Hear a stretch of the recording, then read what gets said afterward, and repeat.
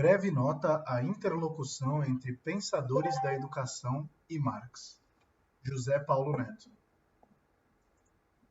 A tematização da problemática da educação presente na obra marxiana, em parceria ou não com Engels, pensador de luz própria e nesta oportunidade secundarizado, constitui, ao longo do século XX, um objeto significativo do interesse de pensadores da educação, de pedagogos e também de intelectuais, sociólogos e psicólogos dedicados ao estudo dessa área. Fosse no trato das concepções teórico-filosóficas, que dos textos pertinentes se podiam inferir, fosse no arsenal heurístico que ofereciam para a análise da educação e das instituições educacionais próprias da ordem burguesa, fosse ainda no que inspiravam para a implementação e para o exame de projetos inovadores de instituições e práticas educacionais.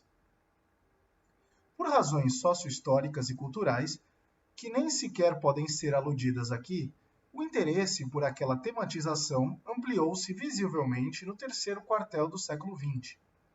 Ainda que se possa constatá-la em plano mundial, essa ampliação foi particularmente notável na Europa Ocidental e nas regiões periféricas, onde a incidência dos debates europeus, em especial franceses e italianos, provocados pela obra de Marx e de seus continuadores, era marcante.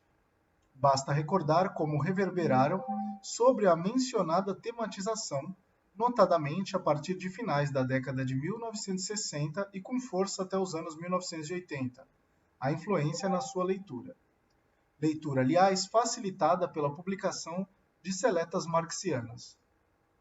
Da incorporação do pensamento althusseriano e do resgate, explícito ou não, do tônus gramsciano.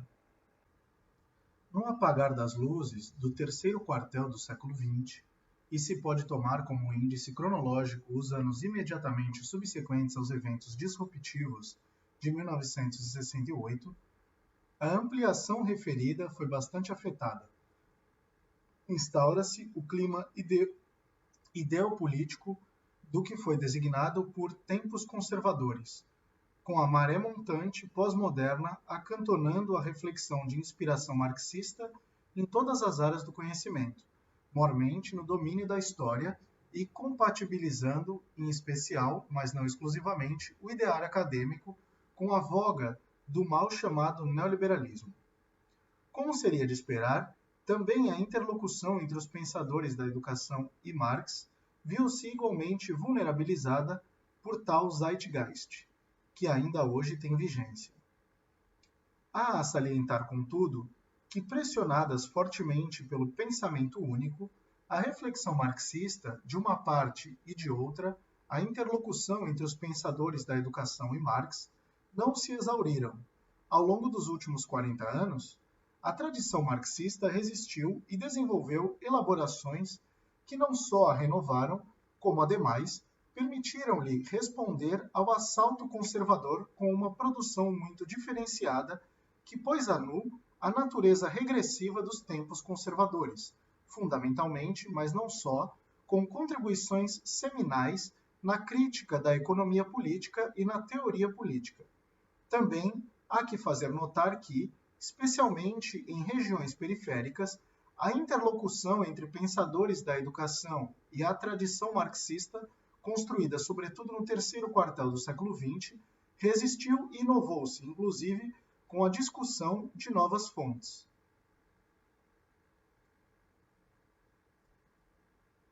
Esse é o caso brasileiro, com o desenvolvimento, desde o final dos anos 1970, da chamada pedagogia histórico-crítica, produto da intervenção de intelectuais de gerações diversas, quase sempre em profícuo diálogo com correntes afins de outras áreas do pensamento social. Qualquer que seja a aproximação que se faça à interlocução que estamos mencionando, é indiscutível que ela pode ser mais qualificada, vitalizada e potencializada na sua fecundidade.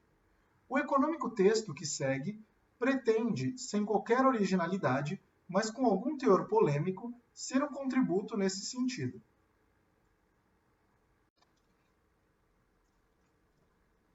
É conhecido o desabafo de Marx de fins da década de 1870.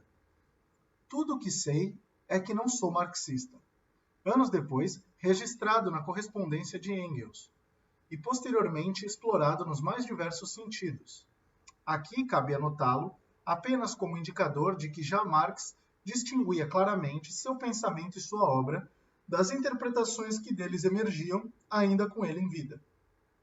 Penso que, além de correta, é importante a distinção entre o pensamento e a obra de Marx, que no meio marxiano, e o acúmulo teórico e ideopolítico dela derivado.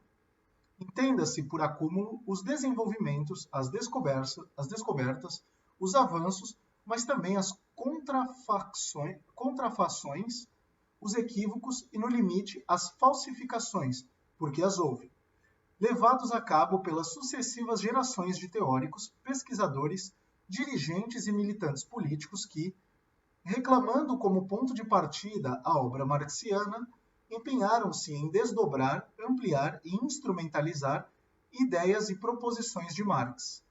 Estou convencido de que a obra marxiana funda uma linhagem teórica e ideopolítica, o acúmulo referido, que a ela se refere e de qual ela não pode ser divorciada.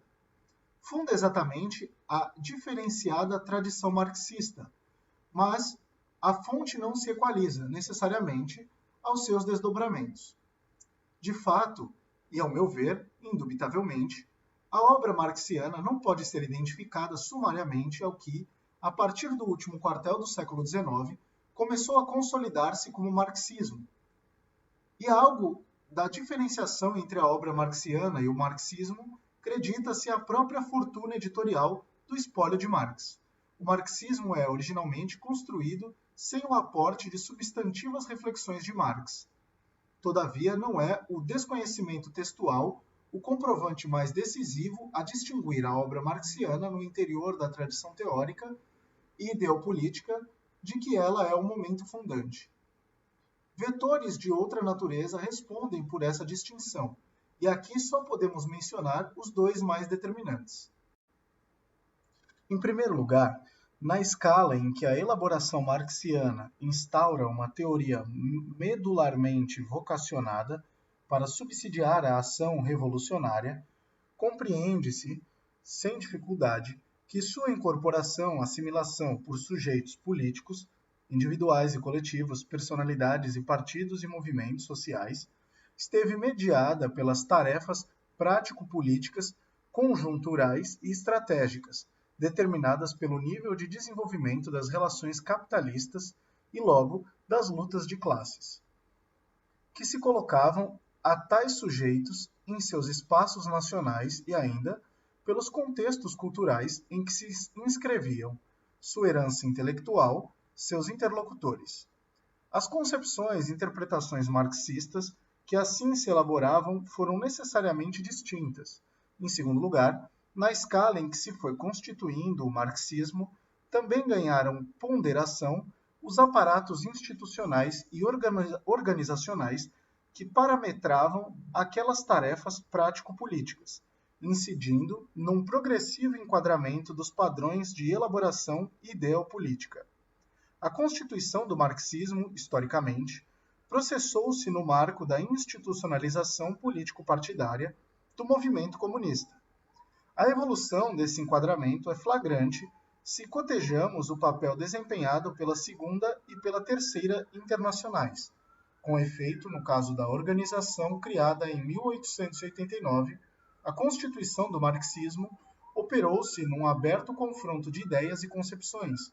No marxismo da Segunda Internacional, que se excluiu a colisão direta e franca entre diversas interpretações de Marx. Recordem-se as polêmicas em que se enfrentaram Kautsky, Bernstein e Rosa Luxemburgo. Já a consolidação do marxismo da Terceira Internacional decorreu passados 10 anos da fundação do organismo, mediante a entronização de um marxismo justo e a exclusão de quaisquer polêmicas em torno dele. Numa aproximação sumária, constata-se que a constituição do marxismo deu-se num tenso processo, iniciado nos últimos anos de vida de Marx e testemunhado por Engels, que culminou, ao fim do primeiro terço do século XX, na concepção que, gestada já no marxismo da Segunda Internacional, foi modificada e consagrada pela Terceira Internacional, o marxismo-leninismo. Neste convertido em doutrina, o legado teórico de Marx é tomado como concepção do mundo científica da classe operária, comportando dois blocos de saber interligados, o materialismo dialético e o materialismo histórico. O primeiro seria uma teoria geral do ser contraposta à metafísica, que privilegia o movimento e as contradições. O segundo seria a aplicação dos princípios dessa teoria geral do ser ao estudo da sociedade. O método dialético, posto como o mais adequado ao trato da natureza e da sociedade, foi reduzido a uma pauta que contempla certo número de leis, a coexistência e a unidade dos contrários, a transformação da quantidade em qualidade, etc.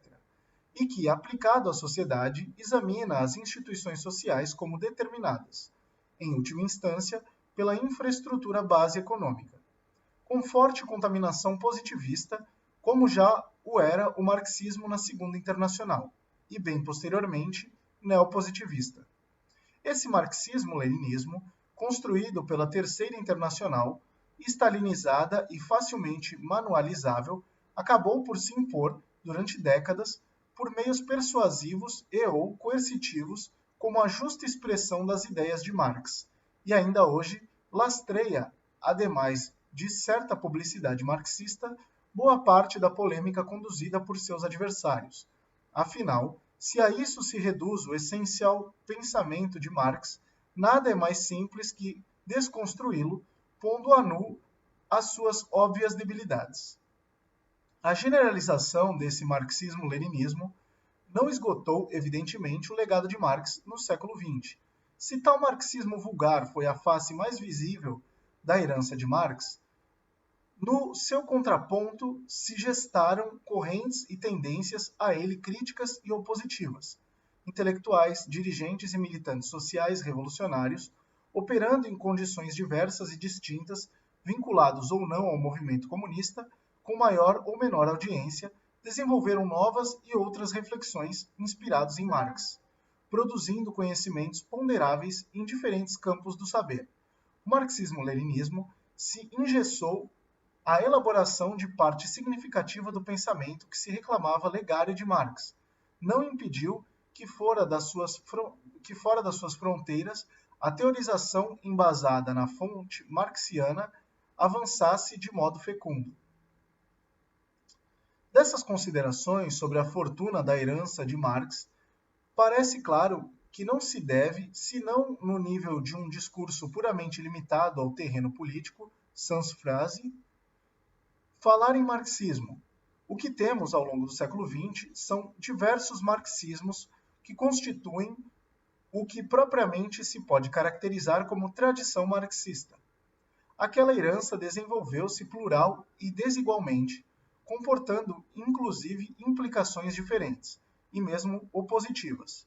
O fato de, em maior ou menor medida, todas as correntes dessa tradição reivindicarem a fonte marxiana não tem outra serventia senão a de sinalizar o caráter fundante e seminal próprio dos pensadores clássicos da teoria social de Marx, da qual elas recolhem, nas condições específicas em que emergem condicionadas, entre outros, pelos vetores a que nos referimos parágrafos acima, o que se lhes afigura essencial do pensamento marxiano.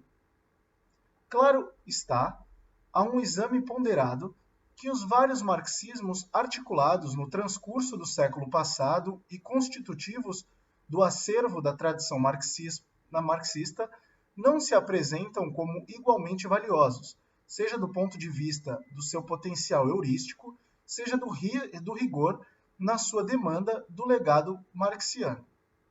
Tem história, estrutura, significado e valor diferentes, e nenhum deles passa sem reservas críticas, algumas substantivas, outras nem tanto.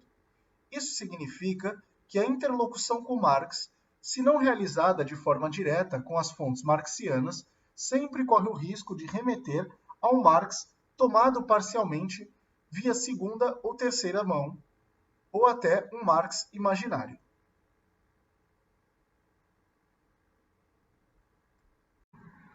O recurso à fonte marxiana, para sermos curtos e grossos, a textualidade de Marx, é a única garantia, sem desconsiderar a relevância de inúmeros aportes oferecidos pela subsequente tradição marxista, de que um traço específico da obra de Marx estará preservado na sua utilização como base teórica e suporte heurístico de pesquisa. O traço aqui em questão é a riqueza categorial da obra marxiana, resultado do caráter também específico do método dialético de Marx e da sua fundamentação ontológico-materialista. Essa extraordinária riqueza não esteve presente na produção de boa parcela de marxistas ao longo do século XX, o que é explicável também por razões objetivas, dadas as condições socio-históricas e culturais sob as quais se processou, em sua maior parte, a constituição da tradição marxista. Nos últimos 40 anos, porém, a crescente acessibilidade à fonte marxiana permite igualmente, por razões objetivas, que aquela riqueza possa ser tornada domínio público. Mas essa possibilidade, em si mesma objetiva, não elimina um conjunto de variáveis adversas à sua conversão em realidade. Assinalemos brevemente duas delas, interatuantes e autoimplicadas, aqui apenas distinguidas para uma melhor clareza expositiva. Em primeiro lugar, a riqueza do universo categorial marxiano está hipotecada ao método de Marx, método fundado ontologicamente, fundamentação que opera na contracorrente do pensamento próprio aos quadros sociais da ordem burguesa, pensamento que, mesmo na sua diversidade, na sua heterogeneidade, ou se articula na negação das dimensões ontológicas da realidade social, da sociabilidade, ou deriva na construção arbitrária de falsas ontologias, numa polaridade antitética em que se complementa a miséria da razão positivista e neopositivista com a força do moderno irracionalismo. Quando tal fundamento ontológico é obscurecido, tergiversado ou simplesmente negado, as questões metodológicas tendem a ser inscritas no quadro de uma epistemologia automatizada que retira do método de Marx a sua essência revolucionária. Do deslocamento da prioridade ontológica deriva o epistemologismo, de que decorre, necessariamente, o amesquinhamento ou a formalização do repertório categorial marxiano e uma relação externa entre método e teoria. De uma parte, categorias basilares do pensamento de Marx perdem gravitação, convertem-se em meros recursos reflexivos e intelectivos, ou ainda incorporam-se numa perspectiva francamente funcionalista. Pense-se na formalidade que de fato tem envolvido a exploração de categorias como totalidade e mediação, ambas nucleares no pensamento de Marx.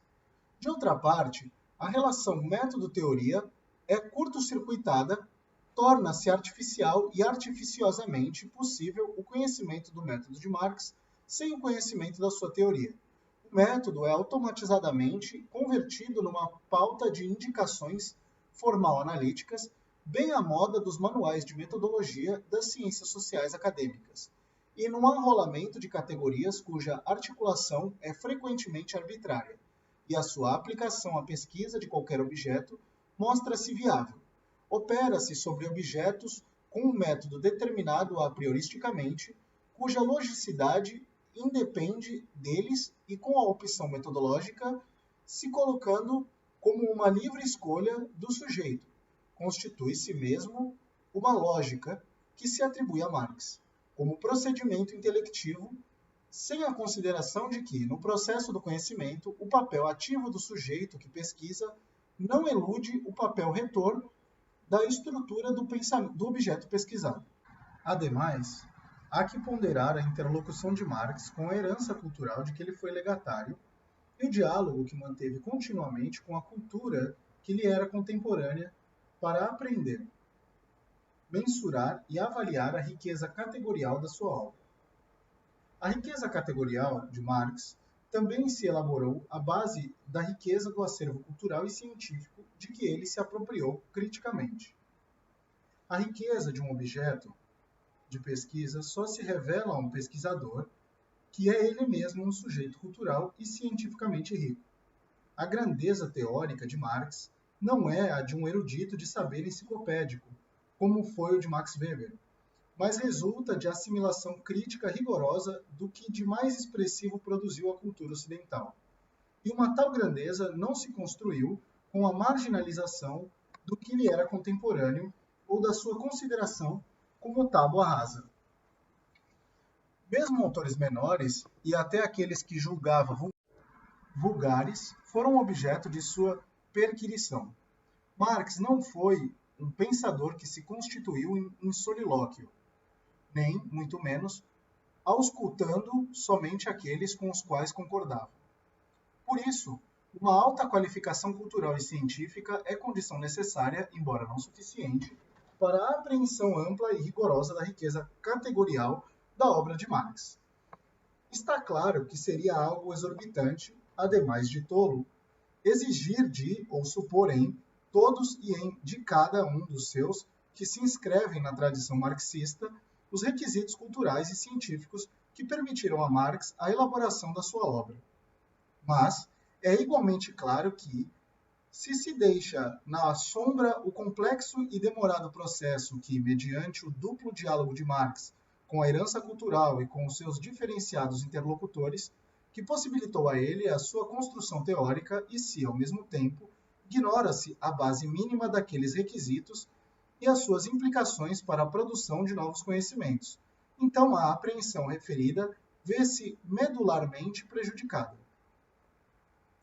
A outra variável, dentre as várias que problematizam a apreensão da riqueza categorial específica da obra marxiana, diz respeito a um processo já perceptível ao tempo de Marx, mas que se desdobrou ao longo do século XX e teve suas incidências aprofundadas e hipertrofiadas na sua segunda metade, a divisão sociotécnica do trabalho intelectual.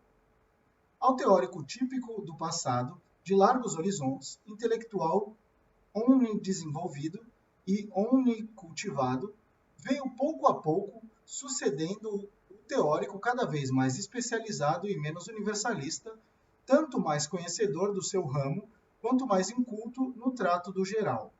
Um senso comum elementar respalda a legitima o estreitamento dos horizontes culturais conexo à especialização dos intelectuais, a magnitude e a complexidade da massa crítica, a imensidão dos conhecimentos estocados já não propiciam, de há muito, pensadores qualificados para mais além de suas áreas de formação e intervenção.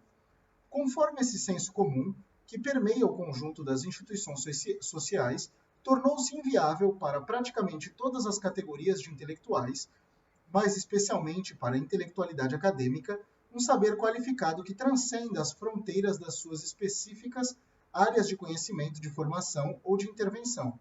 Aqueles indivíduos fora da curva que dele dispunham ou pretendam dele dispor, não são tomados como prova da falsidade ou informação desse senso comum, e sim como espécie em extinção ou, no melhor dos casos, exceções que confirmam a regra nele expressa. Trata-se de processo conectado, através de múltiplas mediações, ao desenvolvimento da divisão social do trabalho sob o capitalismo monopolista e, nesse quadro, da própria transformação da função social da intelectualidade. Processo que tanto mais se aprofunda, quanto mais a dimensão instrumental da racionalidade coloniza as relações sociais, desaguando, enfim, nos diversos dispositivos socioeconômicos e culturais da manipulação da interação humana. Nesse processo, para cuja análise a documentação é significativa.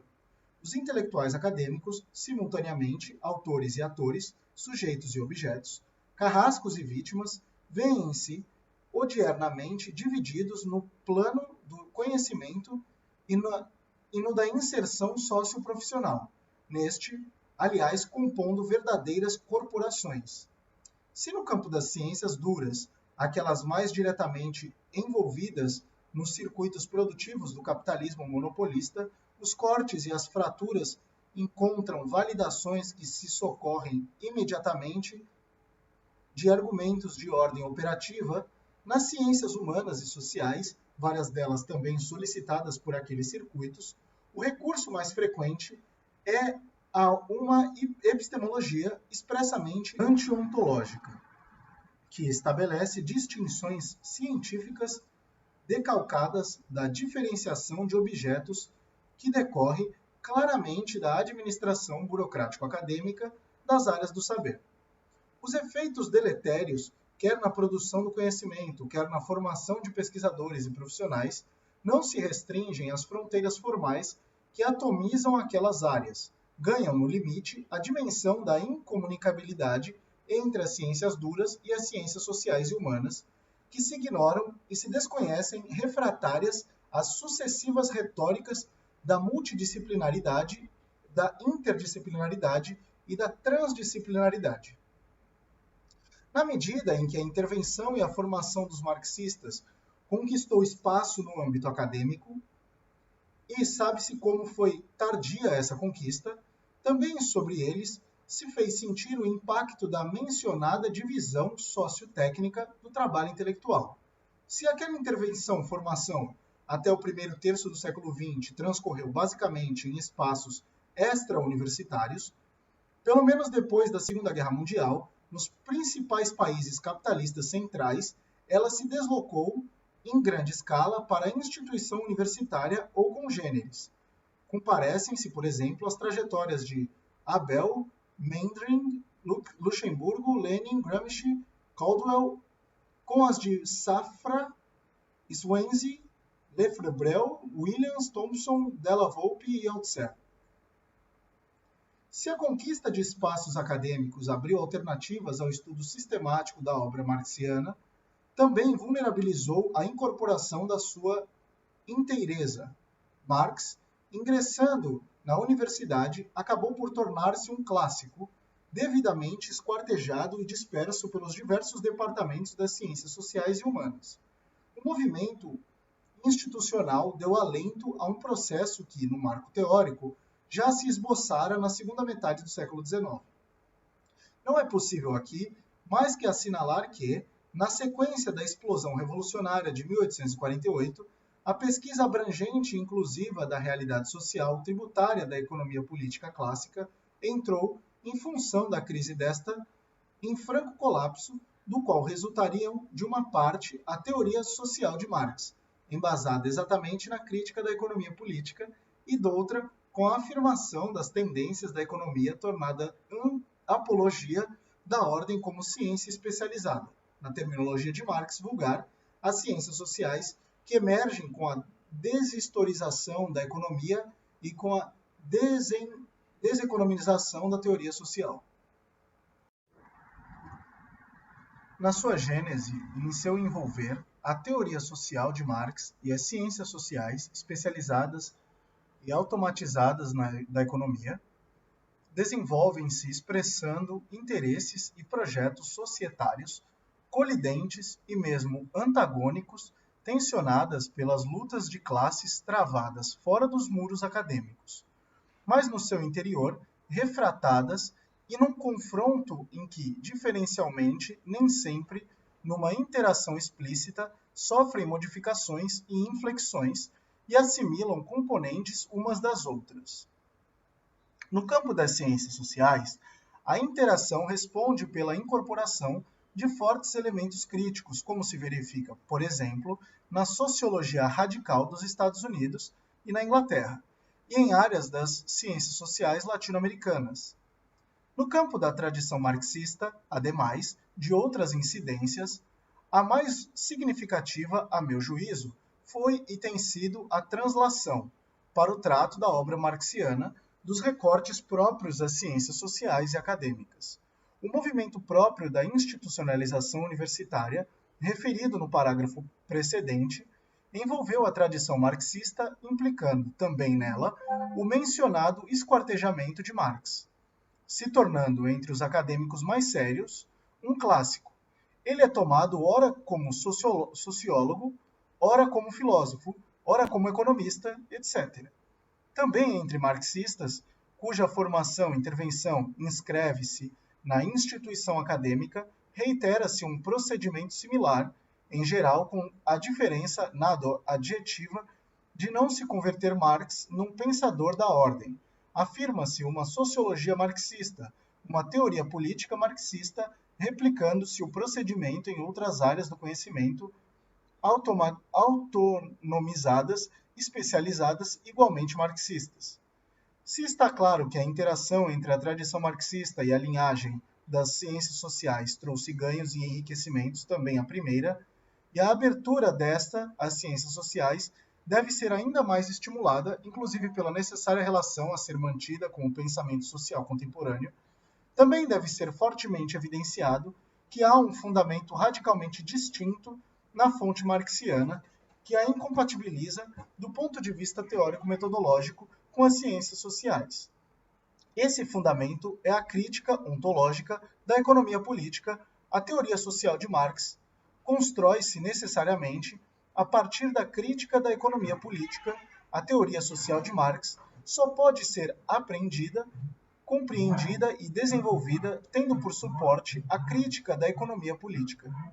As ciências sociais constroem-se na sua gênese e na sua evolução com a postulação de objetos específicos tomados na sua autonomia em relação à dinâmica econômica que é alvo da crítica da economia política. Reside exatamente nesse aspecto fulcral a incompatibilidade entre a fonte marxiana e a linhagem das ciências sociais. Detenhamo-nos por um momento na teoria social de Marx, que muito abreviadamente penso como um complexo articulado de hipóteses verificadas e verificáveis, extraídas da análise histórica concreta, pertinentes à gênese, à consolidação, ao desenvolvimento e às condições de crise da ordem social que se estrutura sobre o modo de produção capitalista. O objeto da teoria social de Marx não é a sociedade, não são as relações sociais. Seu objeto é a sociedade burguesa, ainda que para conhecê-la ele tenha se detido sobre formas societárias precedentes.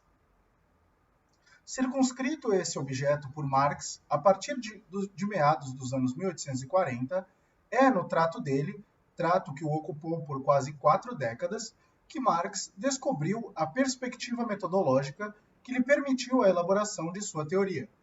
Tal perspectiva não sucedeu seu trabalho teórico, precisamente dada a sua fundamentação ontológica. O método de Marx constituiu-se, simultaneamente, num árduo processo de pesquisa que implicou giros, inflexões, revisões, abandono e retomada de problemas e soluções, a constituição da sua teoria social. Não é casual que, dentre as bem poucas argumentações especificamente metodológicas de Marx, a mais substantiva seja aquela explicitada quando, na sequência dos estudos intensivos realizados após a experiência revolucionária de 1848-1849 e a dissolução da Liga dos Comunistas, a sua reflexão está prestes a realizar o tour de force documentado nos Grundrisse.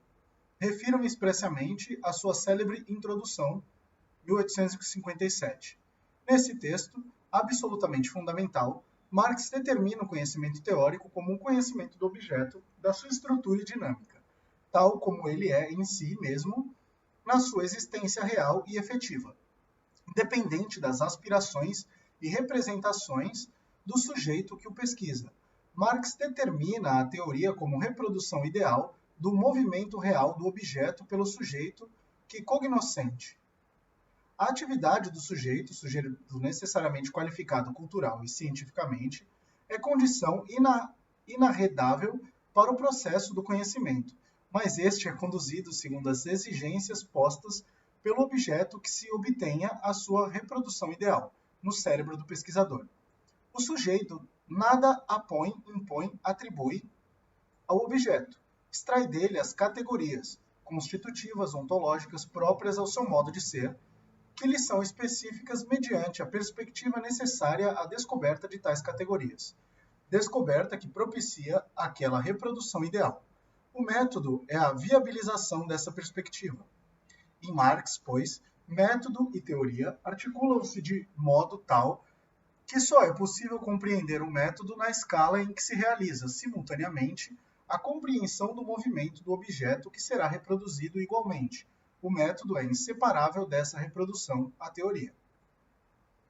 A exaustiva pesquisa de Marx demonstrou-lhe, na segunda metade da década de 1850, que o conhecimento teórico da sociedade burguesa, embasada no modo de produção capitalista, exige como ponto de partida o conhecimento teórico da população nas condições materiais que asseguram as condições da produção-reprodução dessa sociedade.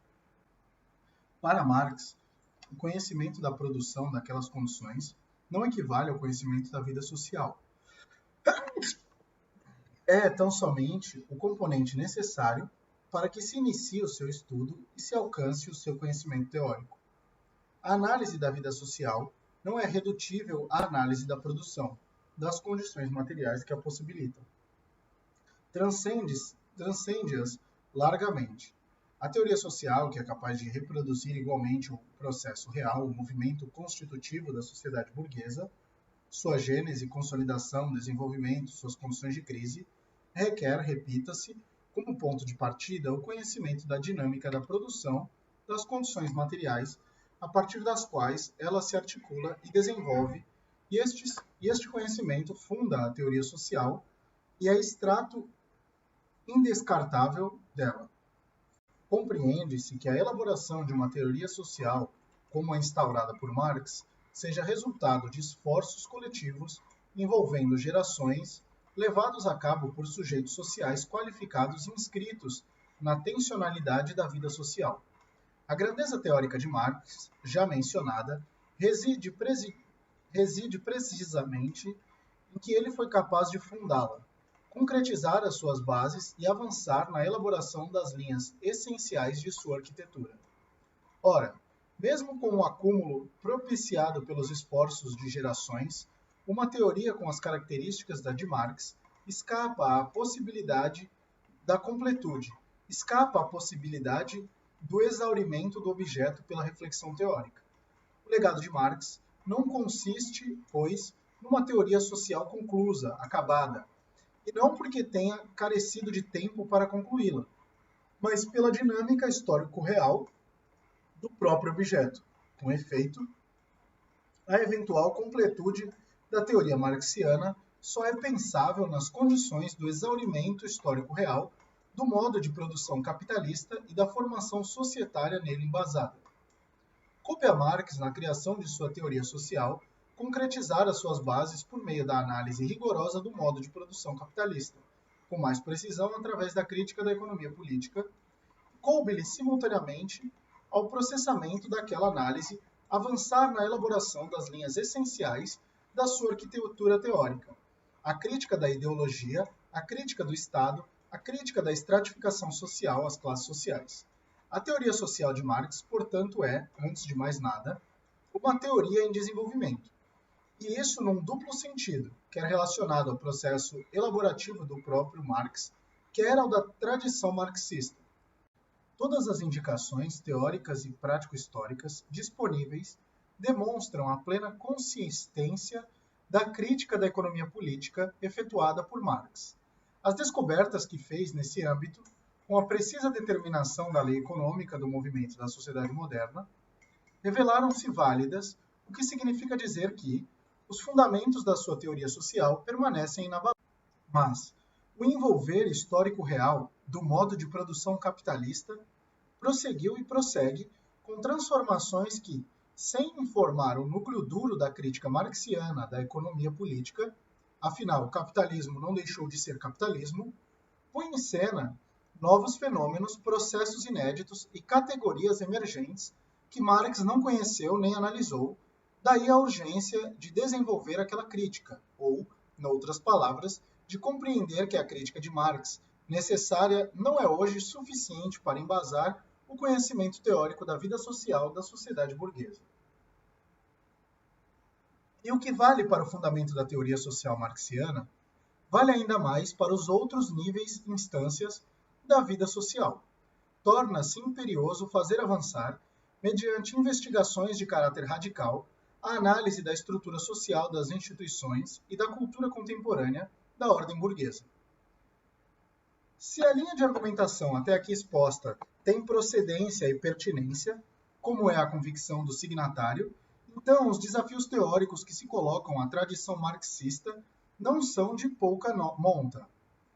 Enfrentá-los requer, ademais de condições prático-políticas e suportes oferecidos por forças e movimentos sociais, esforços coletivos e quadros intelectuais qualificados cultural e cientificamente. Conhecedores da teoria social marxiana, da tradição marxista e atentos tanto à factualidade da sociedade contemporânea, quanto às suas expressões teóricas e anímicas e, enfim, que não temam correr os riscos inerentes à pesquisa teórica. A tematização da problemática da educação presente na obra marxiana já foi sumariada por estudiosos de Marx. A meu juízo, o seu exame demonstra que também no que a ela se refere, a teoria marxiana vocaliza demandas e interesses de um sujeito social bem determinado. B. Tal tematização permeou o desenvolvimento da reflexão marxiana e o processo de constituição da sua teoria social. C. Embora dispersa em textos distintos, com alcances e implicações diferenciados, ela não apresenta elementos de incoerência ou colidentes. Porém, não se configura como exposição sistemática da problemática da educação. Quanto à vocalização referida a sua verificação não oferece maiores dificuldades. O sujeito social em questão é aquele que conferiu os pilares sócio-históricos a toda a reflexão marxiana a partir de meados dos anos 1840. O proletariado revolucionário, com efeito, é a emersão do proletariado na cena política, tornada flagrante em plano histórico universal, com a explosão de 1848, que ofereceu o mirante a partir do qual Marx situou-se para elaborar a sua teoria. Ora, uma importantíssima demanda proletária, herdada das lutas anteriores a 1848 e já assumida pelos socialistas utópicos, percorre, desde então, a obra de Marx e a de Engels, que nesta oportunidade estão secundarizando. A escola obrigatória, gratuita, laica e vinculada ao trabalho, e percorre paralelamente a contínua denúncia das manobras patronais contra ela e os seus procedimentos que, para assegurar a exploração do trabalho infantil, penalizavam duramente as crianças.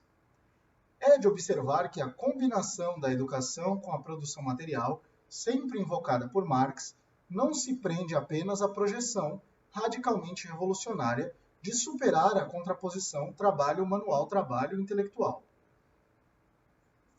Em Marx, essa projeção, que põe no horizonte do possível e do viável o florescimento omnidimensional da personalidade dos indivíduos, conecta-se também ao desenvolvimento das forças produtivas deflagrado pelo modo de produção capitalista. É igualmente de observar que a consequência da combinação da educação com a produção material e a educação politécnica foi, posteriormente, objeto de significativas experiências e debates. Enfim, é importante lembrar que, na defesa da reivindicação proletária da escola obrigatória, Marx, no curso de seu desenvolvimento teórico-político, distinguiu o caráter compulsório e público da educação de qualquer educação governamental. Igualmente, como o que acima se assinalou em A. Não há discussão significativa quanto ao referido em B. E C. A tematização da problemática da educação é seguramente localizável em textos de meados da década de 1840 até os anos 1870. E, mesmo registrando matizes diferenciados, não apresenta incongruências ou giros que afetem a sua substantiva continuidade. Também o que se referiu em não é significativamente discutível, mas os seus desdobramentos é que são importantes. Se em Marx não encontramos uma exposição sistemática da problemática da educação, não encontraremos, menos ainda, uma teoria da educação sistematizada, o que parece ser uma verificação consensual à maioria dos pensadores da educação que estabeleceram com a obra de Marx uma relação profunda, não uma interlocução episódica ou pontual. Pois bem, estou convencido de que essa verificação não aponta para a existência de uma eventual lacuna na obra de Marx. Ela mostra simplesmente que a educação não constituiu o objeto de sua investigação. Lembremos, repitamos-los mais uma vez, que Marx propôs-se a reprodução ideal da lei econômica do movimento da sociedade moderna, ponto arquimédico a partir do qual se torna possível a reprodução ideal do movimento da própria sociedade moderna. Marx legou-nos o fundamento, a sólida base da sua teoria social e a indicação da sua arquitetura, com pistas e sugestões das grandes linhas do seu desenvolvimento. Não nos deixou uma teoria cerrada antes, entregou-nos um guia para o estudo. Por isso, não se me afigura pertinentes, no âmbito da educação, como em outros âmbitos determinados da vida social, requisitar da teoria social marxiana conteúdos específicos e particulares ao modo do que fazem ou pretendem fazê-lo as ciências sociais automatizadas. Pertinente é indagar se ela, como fundadora do conhecimento teórico da sociedade burguesa, oferece elementos para reproduzir, idealmente, o movimento real do objeto posto na problemática da educação. Em outras palavras, é pertinente indagar se, na teoria social de Marx, encontra-se a fundamentação necessária para articular, formular e desenvolver teorias setoriais da educação. Penso que a resposta a essa indagação é afirmativa. Um peremptório sim.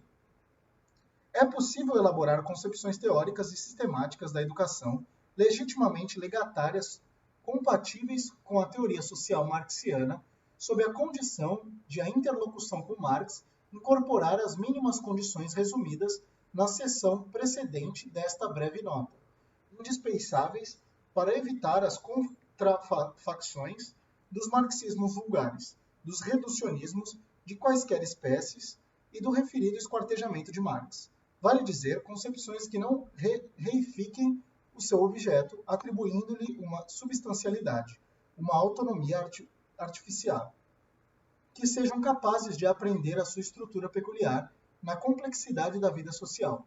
A peculiaridade que o situa como uma das totalidades constitutivas da totalidade social concreta, macroscópica, inclusiva e dinâmica que é a sociedade burguesa. Trata-se, pois, se quiser, de elaborar concepções teórico-sistemáticas da educação que não se estatuam como esferas teóricas independentes, como teorias marxistas da educação autoexplicativas e autocentradas, mas sim como concepções teórico-sistemáticas enquanto teorias setoriais integradas articuladamente na teoria social fundada por Marx.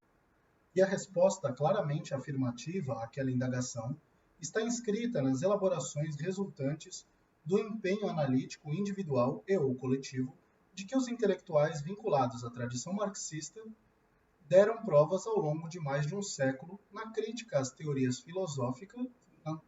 filosofias da educação, à instituição escolar, a técnicas, procedimentos pedagógicos resultantes que se podem examinar em documentação e biografia de público e razoável conhecimento. O acúmulo alcançado constitui um rico e diversificado acervo que componente da tradição marxista permite ajuizar tanto da sua própria valia na massa crítica reproduzida quanto na relevância e na substancialidade dos subsídios que se extraem na obra de Marx. Nessa massa crítica não se configurou a concepção marxista da educação. Configuraram-se, no plural, concepções marxistas da educação. Tomaram corpo no campo da tradição marxista teorias setoriais da educação, teorias cuja articulação categorial, densidade e abrangência são diferenciadas e cujas implicações prático-sociais não são idênticas ou coincidentes. E se uma interlocução adequada com a teoria social de Marx, isso é, com a apropriação dos avanços operados pela tradição marxista, mas sem substituir a escritura marxiana pelos seus intérpretes, é indispensável, repita-se, para a elaboração fundada de tais concepções teórico-sistemáticas, nem mesmo com ela questões e dilemas basilares de natureza teórica estão obviados, porque, entre outras razões, existem objetivamente no interior da tradição marxista disputas interpretativas muito complexas e polêmicas que não podem ser vistas como fechadas e demandam um exame acurado das suas bases teóricas. No caso da educação, para dar uma noção de algumas dessas questões, indiquem-se apenas 3 que segregam núcleos particularmente problemáticos. A questão da ideologia. Se não se pode pensar uma concepção teórico-sistemática da educação sem enfrentar essa questão, põe-se a opção de operar com o conceito marxiano de ideologia desenvolvido em 1845-1846, a ideologia alemã.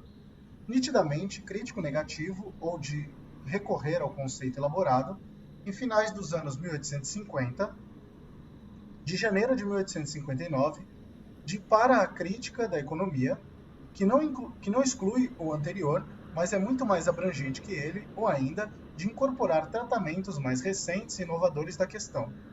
Dessas diversas alternativas resultam diferentes equacionamentos para as concepções teórico-sistemáticas da educação.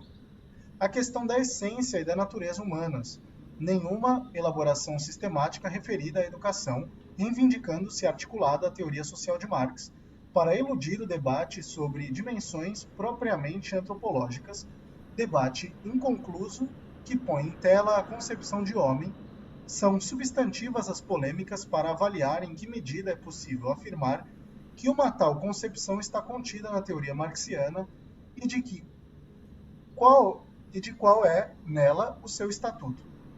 C. A questão da personalidade. Imbricado diretamente na questão anterior está o complexo problema da constituição do indivíduo humano singular, que supõe, para elaborações sistemáticas na área da educação, entre outros, a elucidação e o conhecimento dos mecanismos e dispositivos ligados à produção-reprodução, da subjetividade e à dinâmica mental, com a óbvia remissão também à psicologia. O signatário dessa breve nota carece da competência exigível para avaliar em que escala a problematicidade, aqui rapidamente sugerida, marcou concretamente a elaboração marxista de concepções teórico-sistemáticas da educação no curso do século XX. Mas, levando em conta o que se assinalou precedentemente, não parece uma hipótese sem base supor que elas, certamente em medida diversa, trazem em sua formulação várias limitações, o que, de algum modo, exige revisões e, sobretudo, ampliações para dar conta de como as transformações societárias próprias da transição do século XX e XXI as interpelam e, sobretudo, identificar a eventual exigência do seu agiornamento. Com efeito, mesmo aquelas formulações do último terço do século XX, como as que constituem a pedagogia histórico-crítica, defrontaram-se com processos que, então emergentes, já hoje são claramente tendências consolidadas. Por isso, devem exigir novas análises necessárias para o avanço das elaborações da tradição marxista no seu âmbito, senão sob o risco de se tornarem, a curto ou médio prazo, insuficientes. Na perspectiva de um tal agiornamento, há que não subestimar as variáveis que o dificultam, variáveis políticas, ideoculturais, institucionais e etc. Entre elas, o supra-referido Zeitgeist, dos tempos conservadores, engrenado a uma intensa decadência ideológica. Também por isso a interlocução dos pensadores marxistas da educação com o pensamento social contemporâneo vê-se problematizada. Os aportes de outras áreas de conhecimento que podem ser apropriados mostram-se muito amesquinhados pelos estilos de pensamento atualmente dominantes nas ciências sociais e humanas, afetadas pela retórica da crise dos paradigmas, que condenam as grandes narrativas. E se o ponto de partida desse agiornamento é a compreensão das transformações societárias em curso, agora, a crítica da economia política marxiana já não basta, como já não bastam os seus desenvolvimentos até os inícios do último quartal do século XX. O capitalismo da era monopolítica, pós anos 1970, pelas mudanças que operou na dinâmica produtiva, com rebatimentos que incidiram e incidem fortemente no mundo do trabalho, na relação entre ciência, tecnologia e produção, na estrutura de classes e na própria estrutura da família, na mercantilização total dos serviços, na dinâmica cultural, etc., exigem um novo tratado. Nessa linha argumentativa, torna-se claro que o eventual ajornamento em tela requer muito mais que o ponto de partida necessário de uma crítica contemporânea da economia política. Requer, para além de uma revisão crítica das concepções teórico-sistemáticas da educação elaboradas no curso da segunda metade do século XX, que identifique em face da contemporaneidade os conteúdos válidos dos seus núcleos duros e localize as suas eventuais debilidades e insuficiências. Pesquisas factuais e empíricas, mas também prospecções de natureza teórica, sobre novos condicionantes contemporâneos da educação. Está mais ou menos clara, para os pensadores marxistas da área da educação, a distinção entre contributos de variada ordem sobre a educação e teorias da educação, numa perspectiva que se reclame marxista. Estas últimas gozam de uma autonomia relativa em face daqueles. A autonomia relativa está longe de equivaler a separação ou independência, o que significa que, no caso dos marxistas, suas teorias setoriais da educação devem orientar os estudos sobre a educação, mas, de outra parte, devem também incorporar os novos elementos que eles podem sinalizar. Talvez as implicações dessa interação fiquem claras se tomarmos como objeto a pedagogia histórico-crítica desenvolvida no Brasil. As suas bases e a sua estrutura desenvolveram-se no último terço do século XX. Cabe investigar se as transformações operadas no Brasil, no plano econômico, social e político, especialmente a partir de finais da década de 1990, acarretam ou não rebatimentos nas suas bases e na sua estrutura. Parece ter fundamento a hipótese de que a pedagogia histórico-crítica, em face do estoque recente de estudos sobre a educação, apresenta-se com relativa solidez, mas há que colocar nessa hipótese a prova.